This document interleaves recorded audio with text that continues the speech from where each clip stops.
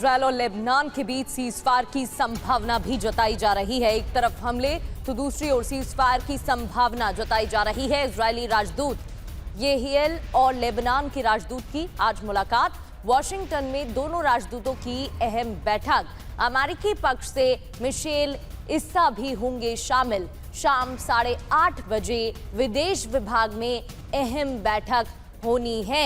इसी के साथ संभावना जताई जा रही है कि सीजफायर हो सकता है।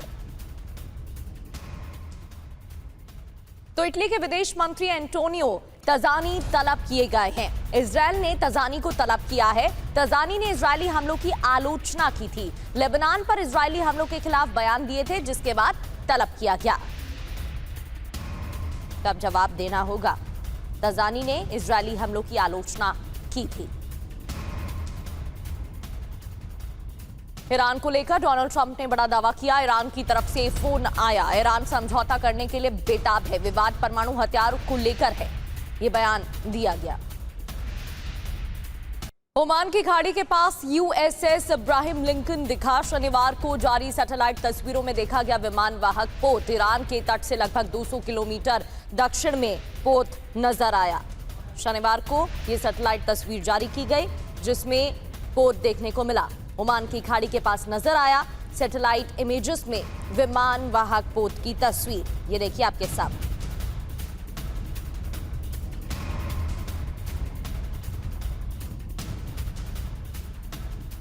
तो यूएन महासचिव एंटोनियो गुटेरेस ने बड़ा बयान दिया है। यूएस ईरान से फिर से बातचीत का आह्वान।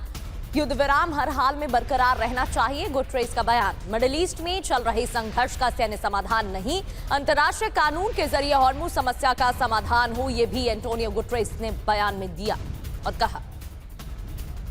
तो युद्ध विराम बरकरार रहना चाहिए, संघर्ष का सैन्य समाधान नहीं।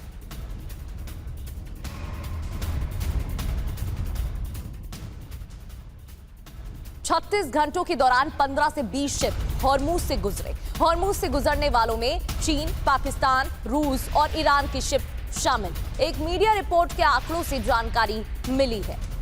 इनमें चीन, पाकिस्तान, रशिया और ईरान के शिप बताए जा रहे हैं जो हॉर्मुज से गुजरे हैं।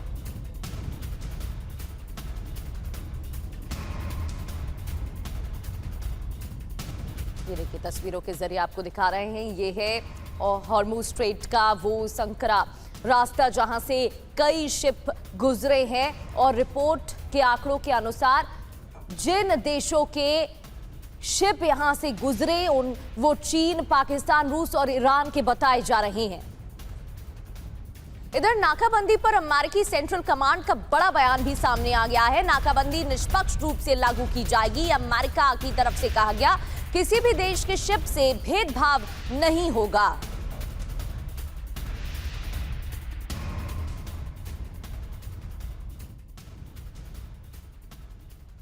हॉर्मुज नाकाबंदी पर ईरानी विशेषज्ञ ने बयान दिया है। हॉर्मुज पर अमेरिका की नाकाबंदी से ईरान पर असर नहीं पड़ेगा। आर्थिक प्रहार में यूएस फेल साबित होगा। चीन ने ईरान को हथियार भेजने की खबरों का खंडन किया है। चीनी विदेश मंत्रालय के प्रवक्ता गुओ जियाकुन ने बयान दिया। चीन पर ईरान की सैन्य मदद का आरोप निराधार है, गुओ जियाकुन ने कहा। और अब आपको बताते हैं कि कैसे ईरान और इजरायल के बीच बढ़ते तनाव ने अब पूरे अरब को खतरे के साए में लाकर खड़ा कर दिया है। दावा है कि अब अगर जंग छिड़ती है तो ईरान के निशाने पर अरब के वो सबसे महत्वपूर्ण बंदरगाह और तेल ठिकाने होंगे जो दुनिया की इकोनॉमी की लाइफलाइन है। एक एक कर आपको अरब में ईरान के टारगेट अब बताते हैं कि वो कौन से टारगेट हो सकते हैं।